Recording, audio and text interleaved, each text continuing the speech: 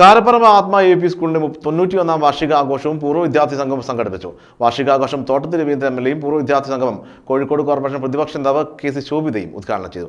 പി.ടി.എ president Afsal അധ്യക്ഷനായിരുന്നു.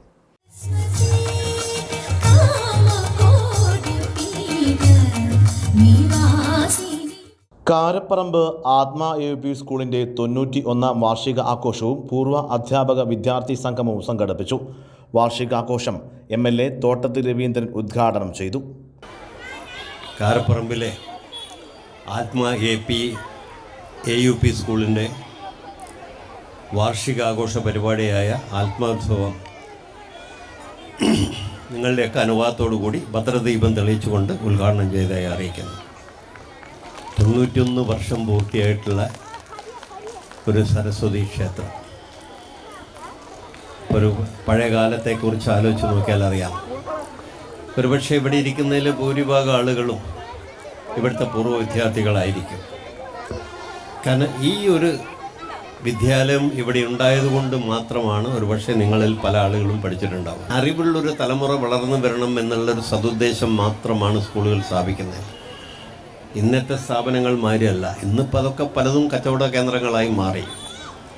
അധ്യാപക നിയമനത്തിന് പൈസ വാങ്ങുന്നു, കുട്ടികൾ സ്കൂളിൽ ചേർത്തണമെങ്കിൽ പൈസ വാങ്ങുന്നു, പലതിനും പലതരത്തിൽ. ഇവിടെയൊക്കെ വലിയ വലിയ ലക്ഷങ്ങൾ വാങ്ങുന്ന സ്കൂളുകളുണ്ട്.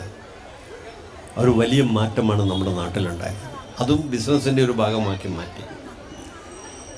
അതിൽ നിന്ന് വ്യത്യസ്തമായിട്ട് പഴയ കാലത്തൊന്നും സ്ഥാപിക്കപ്പെട്ടുള്ളതൊന്നുമല്ല. നമ്മുടെ നാട്ടിൽ ഒട്ടേറെ പ്രശസ്തമായിട്ടുള്ള പല സ്കൂളുകളുണ്ട്.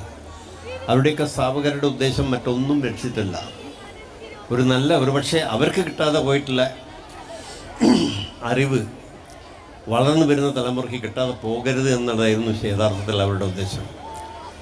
നല്ല അറിവ് ലഭിച്ച് സമൂഹത്തിൽ പ്രഗത്ഭരായി തീരണം എന്നുള്ള ഒരു സതുദ്ദേശം മാത്രമാണ്. ഓരോ പ്രദേശത്തും ഇതേപോലെ കേരളത്തിൻ്റെ ഒരുപാട് എല്ലാ മേഖലകളിലും സത്യത്തിൽ എല്ലാ പ്രദേശങ്ങളിലും ഇതേപോലെയുള്ള ഒട്ടേറെ സ്ഥാപനങ്ങൾ ആ കാലഘട്ടത്തിൽ ഉണ്ടായിട്ടുണ്ട്. അതാണ് നമ്മുടെ നാട്ടിൽ ഇത്രയും വലിയ മാറ്റം ഉണ്ടാക്കി തീർത്തിട്ടുള്ളത്. അറിവാണല്ലോ ഏറ്റവും പ്രധാനപ്പെട്ടത്. അറിവുണ്ടെങ്കിൽ നമുക്ക് എന്തും ചെയ്യാൻ വേണ്ടി കഴിയുള്ളൂ. നമുക്ക് സത്യത്തിൽ വിദ്യാഭ്യാസം കൊണ്ട് ഉദ്ദേശിക്കുന്നത് വെറും അറിവ് മാത്രം നേടുക എന്നുള്ളത് മാത്രമല്ല. പലപ്പോഴും നമുക്ക് തെറ്റായതുണ്ട്. പഠിച്ചു പാസ്സായി വന്നാൽ ബാക്കിയെല്ലാം കിട്ടും. അതല്ല ഇന്നത്തെ ലോകം. അതല്ല.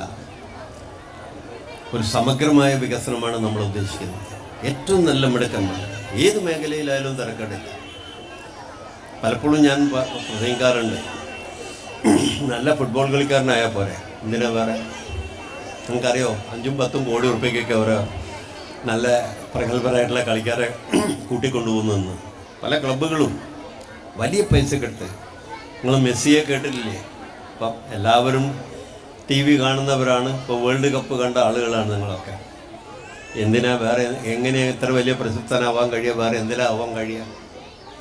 എന്തിനെടുത്ത് നോക്കിയാൽ ശരി. ഇപ്പം കുട്ടികൾക്ക് ഞാനെപ്പോഴും പറയുന്നൊരു കാര്യം, ദൈവത്തിൻ്റെ സൃഷ്ടിയിൽ ഒരു കഴിവുമില്ലാത്ത ആരും ജനിക്കുന്നില്ല. എന്തെങ്കിലും കഴിവുണ്ടാവും, സ്വാഭാവികമാണ്. വിദ്യാഭ്യാസത്തിൻ്റെ ഏറ്റവും വലിയൊരു ലക്ഷ്യം അതാണ്. ആ കഴിവ് എന്താണെന്ന് കണ്ടെത്തിക്കൊണ്ട് ആ കുട്ടിയെ അതിൽ ആവശ്യമായ പ്രോത്സാഹനം നൽകി വളർത്തിക്കൊണ്ടുവരിക എന്നുള്ളത്. മറ്റൊന്ന് അറിവാണ്. അറിവ് വേണം, അല്ലാത്ത നമ്മൾ എന്തുണ്ടായിട്ടും കാര്യമില്ല. അതാണ് വിദ്യാഭ്യാസം കൊണ്ട് ഉദ്ദേശിക്കുന്നത്. കാരണം നമുക്കെല്ലാ വിഭാഗവും വേണം. നമ്മളെ രാജ്യം വളരെ പ്രതീക്ഷയോടുകൂടി കാത്തിരിക്കുന്ന കുട്ടികളാണ്. പി.ടി.എ പ്രസിഡന്റ് അഫ്സൽ അധ്യക്ഷത വഹിച്ച ചടങ്ങിൽ വാർഡ് കൗൺസിലർ വരുൺ ഭാസ്കർ മുഖ്യ അതിഥിയായിരുന്നു. ഇ. പ്രേംകുമാർ, മുൻ പ്രധാന അധ്യാപിക ബാലാമണി, ആത്മ മാനേജർ പ്രസന്ന പാണർകണ്ടി തുടങ്ങിയവർ ചടങ്ങിൽ സന്നിഹിതരായി. പ്രധാന അധ്യാപിക P.V. ദീപ വാർഷിക റിപ്പോർട്ട് അവതരിപ്പിച്ചു. V. Harisha, Moothadikkal Raveendran, MPTA president Jinisha, Aneefa Haji, Muhammad Hashim, Shaji, K. Ratnakaran, PM Biji, Chitranjali, സ്വാഗത സംഘം കൺവീനർ K. ഷിനോദ് കുമാർ തുടങ്ങിയവർ സംസാരിച്ചു. പരിപാടിയുടെ ഭാഗമായി നടന്ന പൂർവ്വ വിദ്യാർത്ഥി അധ്യാപക സംഗമം കോർപ്പറേഷൻ പ്രതിപക്ഷ നേതാവ് K.C. ശോഭിത ഉദ്ഘാടനം ചെയ്തു.